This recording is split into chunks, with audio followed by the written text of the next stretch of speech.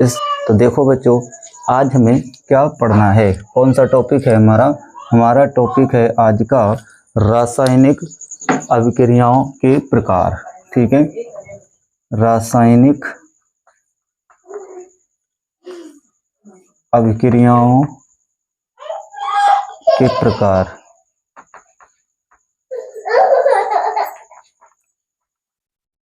ठीक है, क्या पढ़ने वाले हैं बच्चों? रासायनिक अभिक्रियाओं के प्रकार। तो रासायनिक अभिक्रियाएं कितने प्रकार की होती हैं, इस बारे में डिस्कस करेंगे। ठीक है, the type of the chemical reaction. तो चलिए बच्चों शुरू करते हैं। देखिए, रासायनिक अभिक्रियाएं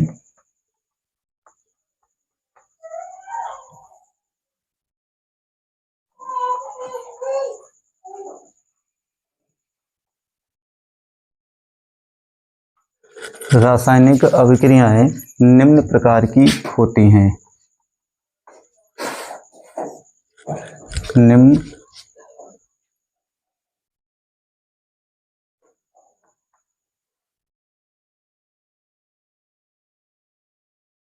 प्रकार की होती हैं।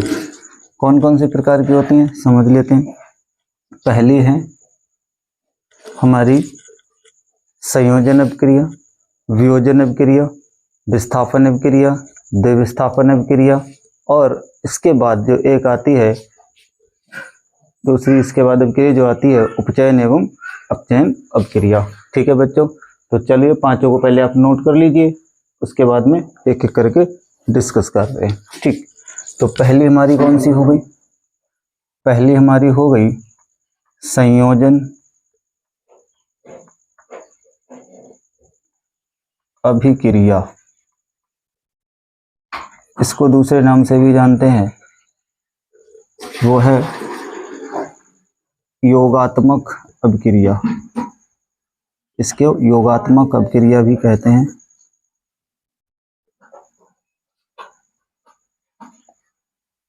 किसी भी नाम से क्वेश्चन आ सकता है। दूसरा है, दूसरी हमारी कौन सी अभिक्रिया? वियोजन, या फिर इसको कहते हैं हम अपघटन अभिक्रिया। वियोजन या अपघटन अभिक्रिया।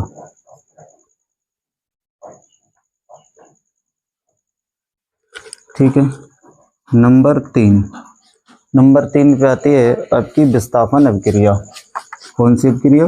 विस्थापन अभिक्रिया।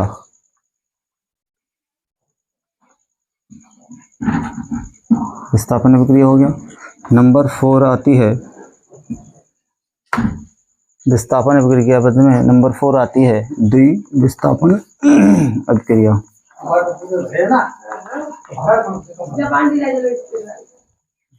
द्विविस्थापन अभिक्रिया। और नंबर 5 आती है अपचयन एवं उपचयन अभिक्रिया। ठीक है, तो इस तरह से ये पांचों अभिक्रियाएं हमारी क्या है, पूरी होती हैं। ठीक है, उपचयन एवं अपचयन अभिक्रिया। कोई भी कुछ भी डाल देते हैं, तो उपचयन एवं अपचयन अभिक्रिया।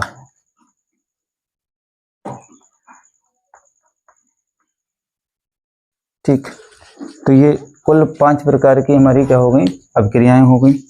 संयोजन अभिक्रिया तो कक्षा 10 की विज्ञान के अंदर हम क्या सीखने वाले हैं? फर्स्ट चैप्टर के अंदर हमें टॉपिक पढ़ना है रासायनिक अभिक्रियाओं के प्रकार। और रासायनिक अभिक्रियाएं कितने प्रकार की होती हैं? तो ये रासायनिक अभिक्रियाएं आपकी 5 प्रकार की होती है। पहली संयोजन या योगात्मक, वियोजन अपघटन अभिक्रिया, विस्थापन अभिक्रिया, और अगली है द्विविस्थापन, फिर है उसके बाद में उपचयन एवं अपचयन अभिक्रिया। ठीक है, जल्दी से स्क्रीनशॉट लो, चलते हैं आगे। ठीक, तो बच्चों सबसे पहले अब हमें सीखना है कौन सी अभिक्रिया? संयोजन या फिर जिसे हम कहते हैं योगात्मक अभिक्रिया। अब ये अभिक्रिया क्या होती है? आप इसे हेडिंग के रूप में बना लीजिए और इसकी परिभाषा लिखना शुरू कीजिए कि आखिर कहते कैसे हैं, संयोजन अभिक्रिया या फिर वियोजन अभिक्रिया। ठीक है, तो देखिए संयोजन अभिक्रिया की परिभाषा क्या होगी, यानी कि वह अभिक्रिया जिसमें दो या दो से, ठीक है, चलो मैं एक एग्जाम्पल देता हूँ, उसके हिसाब से समझ जाना। जैसे एक कोई अभिकारक ये है और दूसरा एक अभिकारक ये है, अगर ये आपस में दोनों मिल जाएं, ठीक है, अभिक्रिया करने के बाद में ये आपस में क्या हो जाएं, जुड़ जाएं, मिल जाएं, तो क्या बनाते हैं, एक नया पदार्थ बनाते हैं। ठीक है, कहने का मतलब है कि दो, इससे अधिक भी हो सकते हैं, यानी दो या दो से अधिक अभिकारक आपस में जुड़ के क्या करते हैं, एक एकल उत्पाद का निर्माण करते हैं। तो ऐसी अभिक्रियाओं को क्या कहते हैं, हम क्या कहते हैं, संयोजन अभिक्रिया, या फिर आप इसको योगात्मक अभिक्रिया कह सकते हैं। ठीक है, तो परिभाषा हमारी क्या हुई देखते हैं। तो लिखोगे कि वह अभिक्रिया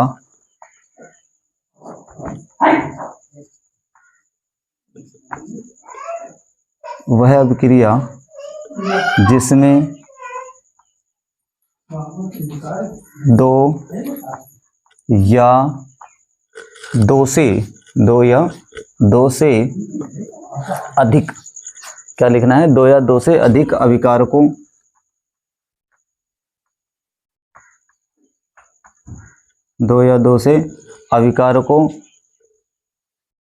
से एक एकल उत्पाद का या अभिकारकों के मिलने से एक एकल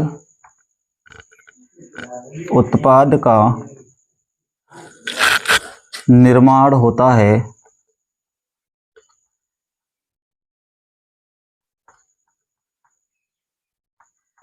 ठीक है, क्या कहलाता है, संयोजन या योगात्मक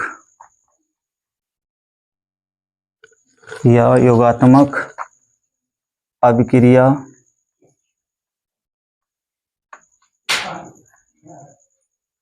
कहलाती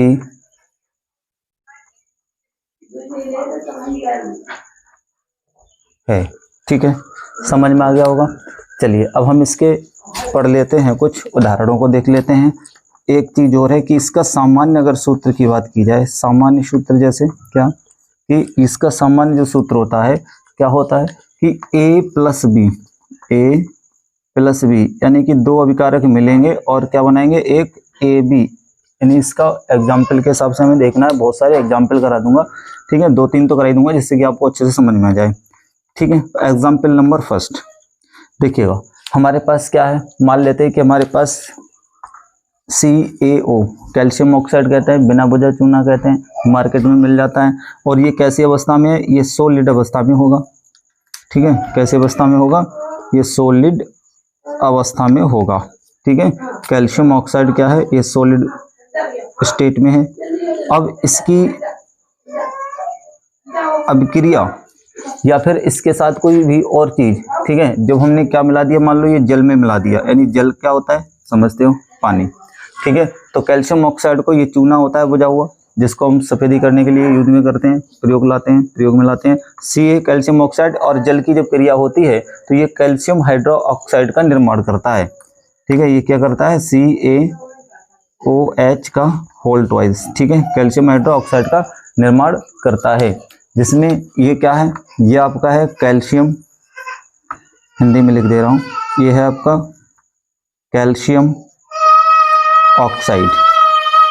ठीक है, क्या है, कैल्शियम ऑक्साइड, और ये आपका क्या है, जल है, और ये आपका क्या है, कैल्शियम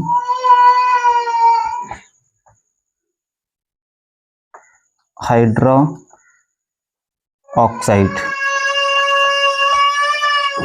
ठीक है, क्या हो गया, कैल्शियम हाइड्रो ऑक्साइड।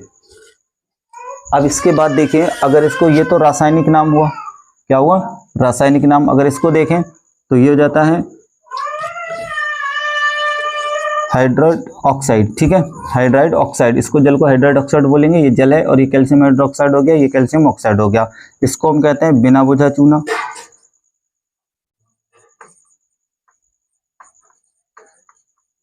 ठीक है, और जब ये पानी में डाल दिया तो ये क्या हो जाता है, बुझ जाता है, इसलिए हम क्या कहते हैं, इसको बुझा हुआ चूना। भुजा हुआ चूना। ठीक है, तो ये एग्जाम्पल आपको समझ में आया। ठीक, चलते हैं अब दूसरे एक और एग्जाम्पल इसका देख लेते हैं। चलिए पहले इसके हम बताते हैं कि जो हमने भुजा हुआ चूना बनाया इसका प्रयोग कहाँ होता है, यानी कि इसके उपयोग क्या क्या हैं, कहाँ कहाँ इसका प्रयोग किया जाता है।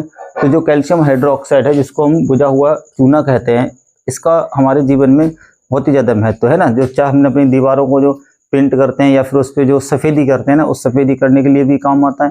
तो इसको देखते हैं कि इसके एग्जाम्पल तो और हैं, ठीक है ना। तो एग्जाम्पल देखिए बहुत सारे हैं, अगर मैं बताऊं तो इसमें एग्जाम्पल और भी हो जाएगा। जैसे दूसरा एग्जाम्पल देखें, ठीक है। तो एग्जाम्पल दूसरे में क्या है, जैसे कार्बन हो गया। तो कार्बन को क्या करते हैं, कार्बन के लिए जब हम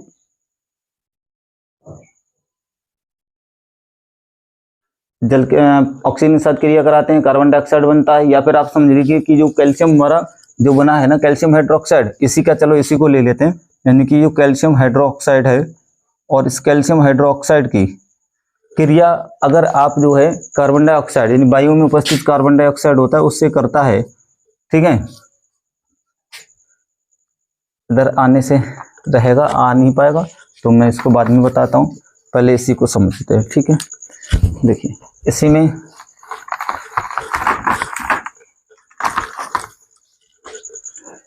दूसरा एग्जाम्पल क्या हो गया।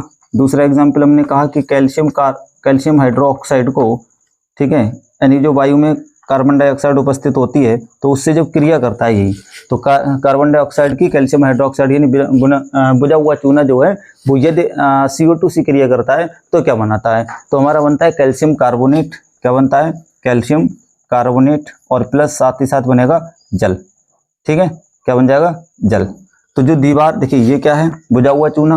बुझा हुआ चूने को जब हम उस पे ऊपर दीवार पे सफेदी कर देते हैं तो वो वायु में उपस्थित कार्बन डाइऑक्साइड से क्रिया करता है, और क्रिया करने के बाद में कैल्शियम कार्बोनेट की एक परत बनाता है, जो कि यही चमक बनती है ना, उस पर सब सूख जाती है ना तभी चमक आती है। आपने देखा होगा सफेदी करते समय चमक नहीं आती, लेकिन बाद में चमक आती है। तो क्यों आती है, उसमें बाद में चमक जो होती है वो कैल्शियम हाइड्रोक्साइड से, इसके अंदर जल भी है, तो वो जल क्या होता है, वाष्पित हो जाता है और बच जाता है CaCO3, ठीक है। तो इसके कारण ये क्या बन जाता है, कैल्शियम कार्बोनेट का निर्माण होता है, एक परत बन जाती है, जो कि कैल्शियम कार्बोनेट पे जो परत बनती है उस पर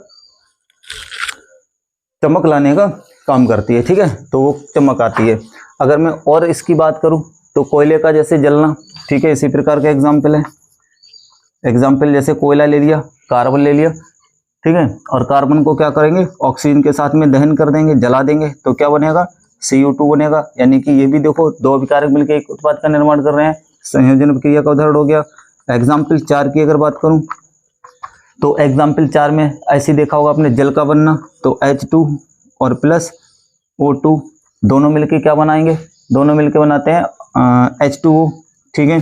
तो यहाँ अगर बैलेंस नहीं तो बैलेंस कर सकते हो। ऑक्सीजन कितने हैं, 2 हैं, इधर 1 है, तो इधर 2 से गुणा करोगे, इधर 2 से गुणा कर दोगे, ठीक है। एग्जाम्पल नंबर 5 की अगर बात कर ले तो 5 जैसे सल्फर और ऑक्सीजन दोनों मिला दो, सल्फर और ऑक्सीजन जब मिलते हैं तो ये बनाते हैं सल्फर डाइऑक्साइड, ठीक है। ये क्या बन गया, सल्फर डाइऑक्साइड बन गया। तो ये अन्य हमारे उदाहरण हो गए, ठीक है। तो ये हमने यहाँ पे देखे 4 एग्जाम्पल ये रहे, और एक एग्जाम्पल इससे पहले बता दिया। तो जो हमने बताया कि कैल्शियम ऑक्साइड की अगर मैं जल से क्रिया करा दूं तो वो बन जाता है कैल्शियम हाइड्रोक्साइड, जो कि व्हाइट वॉश करने के काम में आता है, ठीक है। वही कैल्शियम हाइड्रोक्साइड जब दीवार पे पोत देते हैं तो कार्बन डाइऑक्साइड में क्या करता है, उसके साथ क्रिया करना शुरू कर देता है, और कार्बन डाइऑक्साइड के साथ क्रिया करते करते वहां से जल जो होता है वाष्पित हो जाता है, और कैल्शियम कार्बोनेट की दीवार पर एक परत बन जाती है, जो चमकदार परत होती है, जो सफेद कलर की बनती है, ठीक है। तो इतना समझ में आ गया होगा। चलिए अब हम सीखते हैं कि जो कैल्शियम हाइड्रोक्साइड है इसके उपयोग, ठीक है, कहाँ कहाँ कैल्शियम हाइड्रोक्साइड को प्रयोग या उपयोग में लाया जाता है। चलिए देखिए कैल्शियम हाइड्रोक्साइड जो होता है वो उपयोग कहाँ करते हैं इसका, दीवारों पे सफेदी करने के लिए। तो यही मैं लिख दे रहा हूं, कैल्शियम हाइड्रोक्साइड यानी कि कैल्शियम हाइड्रोक्साइड का प्रयोग कहाँ करते हैं या फिर इनका उपयोग कहाँ करते हैं, ठीक है। तो का उपयोग देखिए, इसका जो उपयोग होता है ना वो सबसे पहले ये उपयोग करते हैं इसको हम चार दीवारी पे सफेदी करने के लिए। तो इसका पहला उपयोग हो गया दीवारों पर सफेदी करने के लिए, दीवारों पर सफेदी करने के लिए। ठीक है, कैसा हो गया, दीवारों पर सफेदी करने के लिए। ठीक, अब जब इसकी दीवारों पर हम सफेदी कर देते हैं तो देखिए ये मैंने कहा ये एक अवक्षेपण अभिक्रिया है। अवक्षेपण अभिक्रिया वो अभिक्रियाएं होती हैं जब कोई ना कोई उसके साथ में अभिक्रिया के दौरान क्या होता है, अवक्षेप बनता है। ठीक है, तो जैसे हमने कहा कि कैल्शियम हाइड्रोक्साइड की क्रिया किससे करा दी जाए, जैसे हमने यहाँ पे देखो दिया है नाम, ये लिखा है, लिखने की जरूरत नहीं है। तो कैल्शियम हाइड्रोक्साइड की, जब हम कैल्शियम हाइड्रोक्साइड को दीवार पे पोत देते, मान लो इस पे पोत दिया इस तरह से, ठीक है, पोत दिया तो ये क्या रहेगा, गीला रहेगा। ठीक है, अब वायु रहेगी तो वायु के साथ अंदर क्या रहता है, कार्बन डाइऑक्साइड की मात्रा रहती है।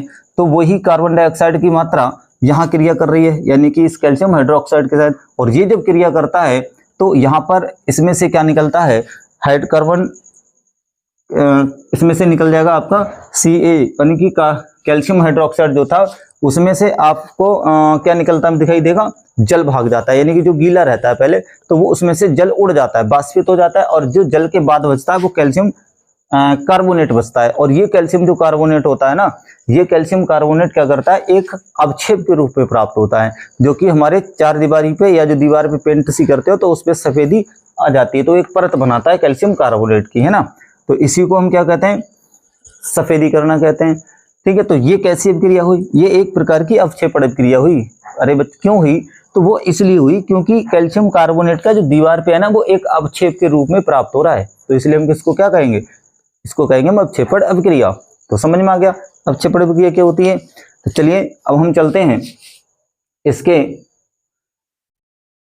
देखिए जो हमने अभी सीखा तो इतना तो हो गया क्लियर। ठीक, अब इसके बाद हम चलते हैं कि ऊष्मा के आधार पे जो रासायनिक अभिक्रियाएं होती हैं वो कितने प्रकार की होती है, यहीं पे पढ़ लेते हैं। ठीक है, बाद में इसके दूसरे लेवल की बात करेंगे। ठीक, तो चलिए अच्छा इसको बाद में देखेंगे, उससे पहले हम जो हमने अभिक्रियाएं पढ़ाई हैं वो पढ़ लेते हैं ना। इसके बाद में आपकी क्या आती है, इसके बाद में आपकी आती है वियोजन अभिक्रिया। ठीक है, कौन सी आती है, वियोजन अभिक्रिया आती है। और वियोजन अभिक्रिया देखिए क्या होती है, सबसे पहले समझिए इसको हम क्या कहते हैं, अपघटन अभिक्रिया भी कहते हैं। चलिए समझते हैं वियोजन अभिक्रिया।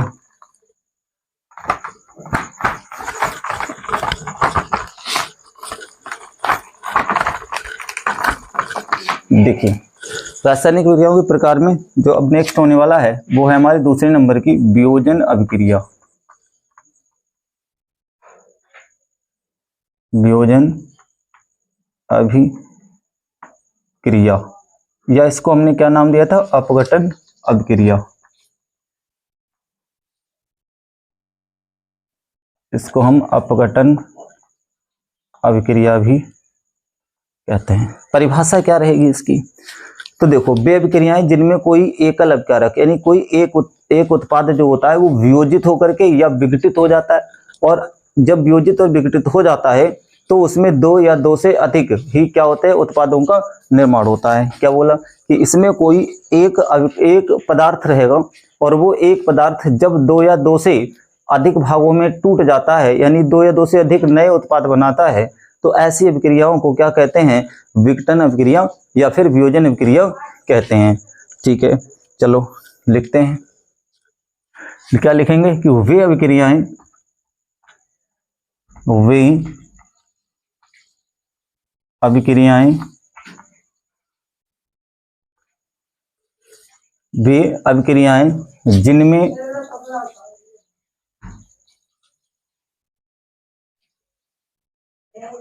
कोई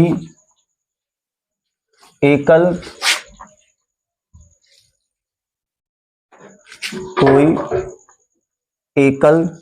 यानी वे अभिक्रियाएं जिनमें कोई एकल अभिकारक वियोजित होकर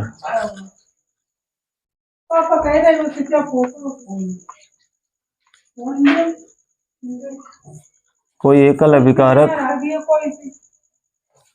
वियोजित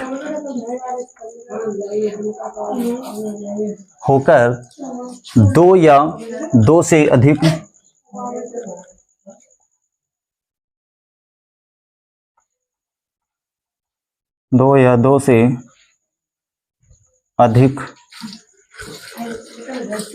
क्या लिख सकते हैं, उत्पादों का निर्माण करते हैं। दो या दो से अधिक उत्पादों का निर्माण करते हैं। ठीक है, क्या इसकी परिभाषा बन गई?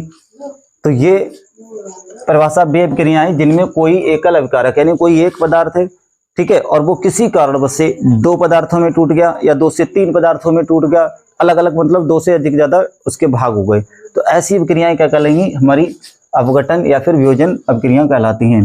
अब समझते हैं कि ये कितने प्रकार की होती हैं। देखो, वियोजन जब होता है ना, या जो अपघटन होता है, किसी को तोड़ने के लिए कोई ना कोई उसके लिए कारक होता है, ठीक है, या फिर वो ऊष्मा के द्वारा टूटे या फिर वो विद्युत के द्वारा उसको तोड़ा जाए, यानी कि दो चीजों में बंटना, यानी कोई एकल अभिकारक है वो जब तक नहीं टूटता जब तक कि उसमें कोई रासायनिक अभिक्रिया नहीं होती। ये तो क्लियर है।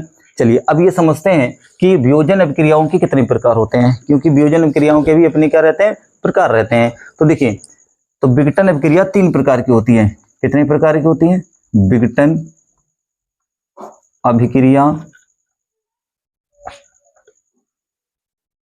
तीन प्रकार की होती है।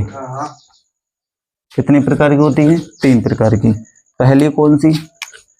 पहली जो अभिक्रिया है वो है हमारी ऊष्मीय वियोजन। ठीक है, कौन सी है?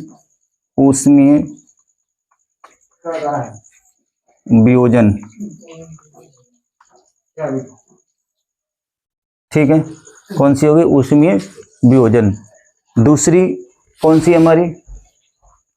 दूसरी है हमारी विद्युत वियोजन, और तीसरी है हमारी, तो यही मैं लिख दे रहा हूं, दूसरी है हमारी विद्युत वियोजन। विद्युत वियोजन और तीसरी है ऊष्मीय, अच्छा ऊष्मीय वियोजन हो गई, विद्युत वियोजन हो गई, और तीसरी जो पड़ती है हमारी वो है प्रकाशीय वियोजन। तीसरी हो गई प्रकाशीय वियोजन। ठीक है, ये तीन प्रकार की क्या हो जाती है हमारी अभिक्रियाएं होती हैं। पहली हमारी कौन सी हो गई? पहली हो गई हमारी ऊष्मीय वियोजन, दूसरी हो गई हमारी विद्युत वियोजन, तीसरी हो गई हमारी प्रकाशीय वियोजन।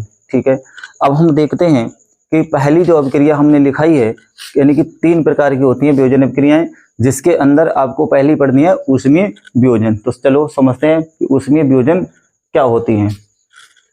तो देखिए, ऊष्मीय वियोजन का मतलब होता है कि जो अभिक्रियाएं ऊष्मा के द्वारा संपन्न होती हैं। ठीक है, तो इसमें जो भी वियोजन होता है या जो भी वियोजन की क्रिया होती है वो ऊष्मा के द्वारा होती है। तो ज्यादा बड़ा नहीं चढ़ा के नहीं लिखना है, आपको ध्यान रखना कि ऊष्मीय वियोजन किसको कहेंगे? ऊष्मीय वियोजन, पहली हेडिंग लगा लेंगे ऊष्मीय वियोजन। तो ऐसी अभिक्रियाएं जो ऊष्मा के द्वारा होती है, ठीक है, या ऐसी अभिक्रियाएं जिनमें कोई भी एक अभिकारक होता है वो दो उत्पादों में टूटता है, तो उसके लिए ऊष्मा की जरूरत होती है ना। तो उसमें क्या लिखेंगे? इसमें वियोजन की क्रिया या ऐसी अभिक्रियाएं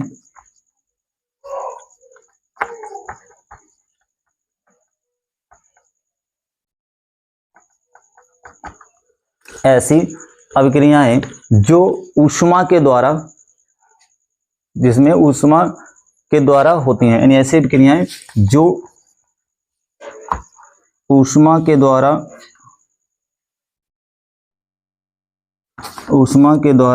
होती हैं। ठीक है, वो कौन सी है? हमारी ऊष्मीय वियोजन है। नंबर 3, अब इसके एग्जाम्पल की अगर हम बात करें, चलो एग्जाम्पल भी देख लेते हैं कि ऐसी कौन सी आखिरकार अभिक्रिया है जो ऊष्मा के द्वारा होती है। देखो, सबसे पहले पहला एग्जाम्पल हमारे पास है, जैसे लोहा है Fe, ठीक है, लोहा फेरस सल्फेट की बात कर रहा हूँ, तो जो Fe होता है लोहा और इसके साथ मिला है SO4 यानी FeSO4 फेरस सल्फेट। जब इस फेरस सल्फेट को यानी कि धूप में रख देते हैं, ऊष्मा दी जाती है, ठीक है, तो ये टूट जाता है फेरस ऑक्साइड सल्फर डाइऑक्साइड के 2 अणुओं में। ठीक, तो इसमें क्या बोला गया, ये टूट जाता है फेरस ऑक्साइड प्लस SO2 और plus SO2 sulphur dioxide sulphur di एक ट्राई बनेगा 2 3, ठीक है, यहाँ सल्फर 3 आएगा, है ना। अब यहाँ देखो ऑक्सीजन की बैलेंस करना पड़ता है इसको, है ना, तो बैलेंस करने के लिए यहाँ पे Fe 2 है तो आप 2 से गुणा करिए, 2 से गुणा करो तो 4 दूनी 8 हो गया, 3 और 2 5 और यहाँ पे 3 कितना है, ठीक है 8 हो गया, सही है। 5 कितना हो गया, देखो 4 दूनी 8 सल्फर हैं, यानी ऑक्सीजन 8 है, सल्फर आपके 2 हैं, तो सल्फर आपके 2 हैं और ऑक्सीजन 3 2 5 और 3 8 है, ठीक है, बराबर है। तो ये इसके क्या है, एक एग्जाम्पल है। अब देखो ये क्रिया कैसे हो रही है, ये हो रही है क्रिया ऊष्मा के द्वारा, तो यहाँ पे हम क्या लिख देंगे, ऊष्मा, तीर के ऊपर हमेशा ऊष्मा लिख देना है, तो इसमें हमने क्या लिख दिया, ऊष्मा, या फिर आपको इसको ऐसे भी बना सकते हैं डेल्टा। तो ये हो गई हमारी ऊष्मीय क्रिया का उदाहरण। दूसरा अगर देखें तो दूसरा जैसे क्या है हमारा, दूसरा हमारा कैल्शियम कार्बोनेट है। दूसरे एग्जाम्पल की हम बात कर लेते हैं, चलो, जैसे कैल्शियम कार्बोनेट को लिया, कैल्शियम कार्बोनेट को क्या कर दिया, कैल्शियम कार्बोनेट को हमने ऊष्मा दे दी, क्या दे दी, ऊष्मा, तो यहाँ पर भी ऊष्मा लिख देंगे, और जैसे ऊष्मा देंगे यानी कि डेल्टा टी, तो ये क्या होता है, ये टूट जाता है कैल्शियम ऑक्साइड में और टूट जाता है कैल्शियम ऑक्साइड के बाद CO2 में, यानी कि इस तरह से ये टूट गया। तो देखो एक अभिकारक 2 या 2 से क्या हो रहा है, उत्पादों में टूट रहा है, यानी कोई एक पदार्थ है वो 2 या 2 से अधिक पदार्थों में बट रहा है। यानी यहाँ पे फेरस सल्फेट था, यहाँ इसमें और इसमें टूटा, कैल्शियम कार्बोनेट था, CaO2 में टूटा, तो एक एक अभिकारक देखो 2 या 2 से अधिक या 2 में तो टूट ही रहा है, ठीक है। तो ऐसी अभिक्रियाओं को क्या कहते हैं, हम ऊष्मीय वियोजन कहते हैं, जो कि ऊष्मा के द्वारा जिन अभिक्रियाओं में वियोजन होता है तो वो सब क्या कहलाती हैं, ऊष्मीय वियोजन कहलाती हैं। चलिए अगली समझते हैं पॉइंट को, और अगला हमारा क्या है, अगला टारगेट हमारा है विद्युत वियोजन पे। तो समझते हैं कि विद्युत वियोजन किसे कहते हैं, ठीक है। तो इसकी परिभाषा आप क्या बनाएंगे, सिंपल सी परिभाषा है। क्या है परिभाषा बच्चों, जैसे हमने वहां लिखा कि ऊष्मीय वियोजन के द्वारा यानी ऊष्मा के द्वारा होने वाली क्रियाएं वो ऊष्मीय वियोजन है। तो यहाँ पर क्या लिखना है कि आपको विद्युत वियोजन की बात कर रहा है, तो उनमें ऊष्मा विद्युत के रूप में प्रदान की जाती है। ऊष्मा तो होती है, यानी जिन अभिक्रियाओं में, जिन अभिक्रियाओं के होने के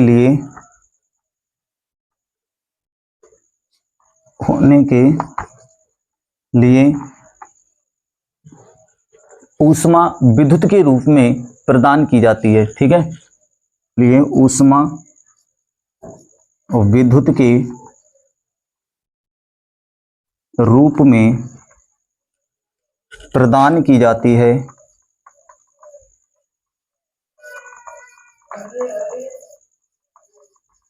ठीक है, प्रदान की जाती है, वो सब की सब क्या कहलाती है हमारी, वो कहलाती है हमारी विद्युत वियोजन अभिक्रियाएं, ठीक है। अब चलो एक एग्जाम्पल देखते हैं, एग्जाम्पल देखिएगा। एग्जाम्पल जैसे हमने जल तो बहुत अच्छे से जानते हो, जल, अच्छा जल को आप जब रॉड लगाओ या विद्युत उसमें प्रवाहित कराते हैं तो ये क्या बनता है, यानी इसको क्या करेंगे, विद्युत प्रवाहित कराना है। अब यहाँ पे ऊष्मा नहीं है, विद्युत है, तो आप क्या लिखोगे, विद्युत, इसका मतलब है ये विद्युत के द्वारा इसको ऊष्मा दी जा रही है। जब ये विद्युत से ऊष्मा प्राप्त करता है जल, तो ये हाइड्रोजन तथा ऑक्सीजन इसमें टूट जाता है, 2 अभिकारकों में बट गया अलग अलग, देखो H2 और प्लस ऑक्सीजन। अब यहाँ पे क्या है हमारे पास, देखो हाइड्रोजन 2 है, हाइड्रोजन 2 है, ऑक्सीजन 2 है, ऑक्सीजन 1 है, तो इधर 2 से गुणा करेंगे तो यहाँ 2 से गुणा हो जाएगा, ठीक है। चलो और देख लेते हैं एक एग्जाम्पल, 1 2, ठीक है। अब देखो आपने चांदी सुना होगा, ठीक है, यानी जिसको सिल्वर बोलते हैं, ठीक। अगर सिल्वर पहले से ऑलरेडी क्लोरीन से क्रिया करके AgCl बना रखा, अगर उस AgCl को क्या करते हो, उसमें विद्युत प्रवाहित कराते हो, ठीक है, तो क्या कर देंगे, विद्युत प्रवाहित नहीं, वो तो हमारा उसका एग्जाम्पल हो जाएगा, उसको छोड़िए, यानी पहले आप इसको समझिए, है ना। इसमें क्या होता है, विद्युत प्रवाहित करते हैं, NaCl का जलीय विलयन है, आप NaCl का लिख सकते हो, ठीक है, वो हमारा अपघटन विधि होती है। तो हम क्या पढ़ रहे हैं इसके अंदर, वियोजन ही पढ़ रहे हैं, लेकिन वो अपघटन विधि में आता है, अपघटन विधि का ही उदाहरण है। तो उसमें क्या करते हैं, जैसे NaCl, ठीक है, NaCl को क्या करोगे, इसमें विद्युत अपघटन कराओगे, तो ये क्या करेगा, ये Na और प्लस Cl में टूट जाएगा, Na प्लस Cl नेगेटिव आयनों में टूट जाता है, तो ये भी एक प्रकार की विद्युत अपघटन क्रिया हुई। ठीक, अब इसके बाद में हम समझते हैं कि तीसरा पॉइंट जो प्रकाशीय वियोजन है। अब देखेंगे कि प्रकाशीय वियोजन, तो समझ गए कि विद्युत वियोजन क्या होता है, जिन अभिक्रियाओं के होने के लिए ऊष्मा विद्युत के रूप में ली जाती है या प्रदान की जाती है, तो उसे हम क्या कहते हैं, विद्युत वियोजन अभिक्रिया कहते हैं, जो कि किसका भाग है, हमारा वियोजन अभिक्रिया का भाग है। दूसरा, पहला एग्जाम्पल H2O को जब हम विद्युत प्रदान कराएंगे, हाइड्रोजन तथा ऑक्सीजन गैसों में टूट जाएगा। और एग्जाम्पल नंबर 2 है NaCl का, जो क्या करेंगे, विद्युत अपघटन कराएंगे, तो ये Na पॉजिटिव और Cl नेगेटिव में टूट जाता है, तो ये भी क्या हमारी विद्युत वियोजन अभिक्रिया है। ठीक, अब हम समझेंगे कि लास्ट वाली प्रकाशीय वियोजन कौन सी होती है। देखिए, प्रकाशीय वियोजन अभिक्रिया क्या है।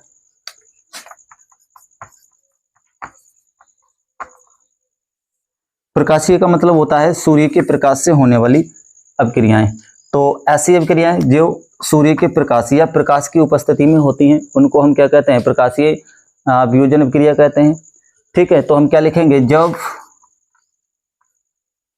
ठीक है, जब वियोजन की क्रिया के लिए ऊष्मा के द्वारा, है ना, वियोजन की क्रिया होने के लिए ऊष्मा या प्रकाश के द्वारा प्रदान की जाती है, तो हम लिखेंगे जब अभिक्रिया, चलो ऐसे लिख देते हैं, जब वियोजन अभिक्रिया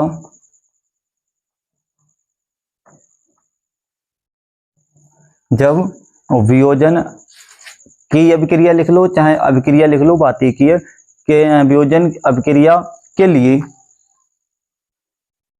के लिए ऊष्मा प्रकाश से, ठीक है, प्रकाश से या प्रकाश के द्वारा ली जाती है, द्वारा प्रदान की जाती है या ली जाती है, प्रदान लिख लो अब, चलो प्रदान की जाती है लिख लीजिए, चाहे ली जाती लिख लीजिए, एक ही बात है, प्रदान की जाती है, तो ऐसी अभिक्रियाएं क्या कहलाती हैं, प्रकाशीय वियोजन अभिक्रियाएं कहलाती हैं। उदाहरण देखते हैं, एग्जाम्पल, ठीक है, तो एग्जाम्पल फर्स्ट और एग्जाम्पल 2, दो एग्जाम्पल देख लेते हैं इसके। जैसे मेरे पास क्या है, सिल्वर क्लोराइड है, ठीक है, सिल्वर क्लोराइड का फार्मूला AgCl। क्या करेंगे, इसको क्या देंगे, सूर्य के प्रकाश में, ठीक है, यानी कि यहाँ क्या लिखना है आपको, सूर्य का प्रकाश, सूर्य का प्रकाश, ठीक है, तो ये सूर्य का प्रकाश मिलता है, तो ये किस में टूटेगा, ये Ag और plus Cl2, Ag plus Cl2। तो इस कंडीशन में हमारा क्या होता है, ये वियोजन की अभिक्रिया होती है। कौन सी कंडीशन में, सूर्य के प्रकाश की उपस्थिति में जो वियोजन अभिक्रियाएं संपन्न होती हैं, तो उनको हम कहते हैं क्या, प्रकाशीय वियोजन। ठीक है, तो देखिए अब इसके बाद में, अच्छा बैलेंस कर लो एक बार इसको, Cl2 है, Cl1 है, 2 से गुणा करोगे, 2 से गुणा करोगे। एग्जाम्पल नंबर 2 पे आते हैं। इसी तरह से हमारा सिल्वर ब्रोमाइड होता है या ब्रोमो सिल्वर कहते हो। तो देखो सिल्वर ब्रोमाइड का सूत्र क्या है, AgBr, ठीक है, तो ये AgBr करेगा क्या, फिर से क्या करेगा, सूर्य का प्रकाश रहेगा, सूर्य के प्रकाश की उपस्थिति में, ठीक, सूर्य के प्रकाश की उपस्थिति में क्या करेगा, Ag अलग हो जाएगा, क्या हो जाएगा, Ag अलग हो जाएगा और प्लस Br, ठीक है, क्या हो जाएगा, Br2, ठीक, क्या हो जाएगा, Br2 अलग बन जाएगा। फिर से बैलेंस करोगे तो 2 Br करने के इधर 2 से गुणा और इधर 2 Ag हो गया, तो इधर 2 से गुणा, है ना, तो ये कितना हो गया, हमारा प्रकाशीय वियोजन इस तरह से कंप्लीट होता है।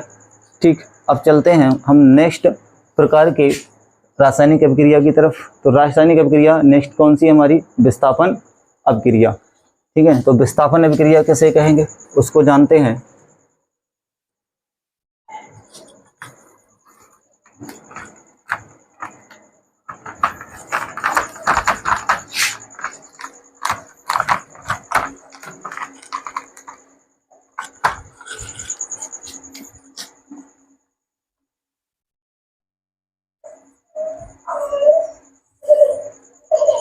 ठीक है, क्या है हमारी विस्थापन अभिक्रिया। तो देखो ऐसी अभिक्रियाएं जिसमें अधिक अभिक्रियाशील पदार्थ क्या करता है, कम अभिक्रियाशील पदार्थ को उसके यौगिक से, तो यहाँ लिखोगे ऐसी अभिक्रियाएं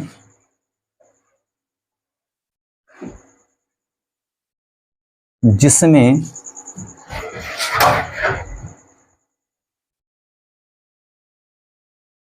कम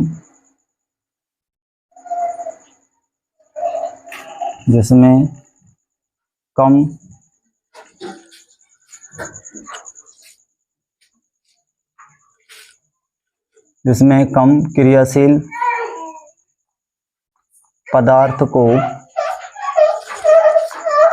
जिसमें कम क्रियाशील पदार्थ को कोई अधिक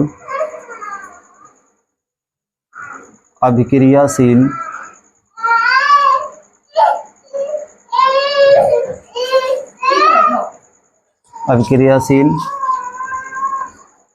पदार्थ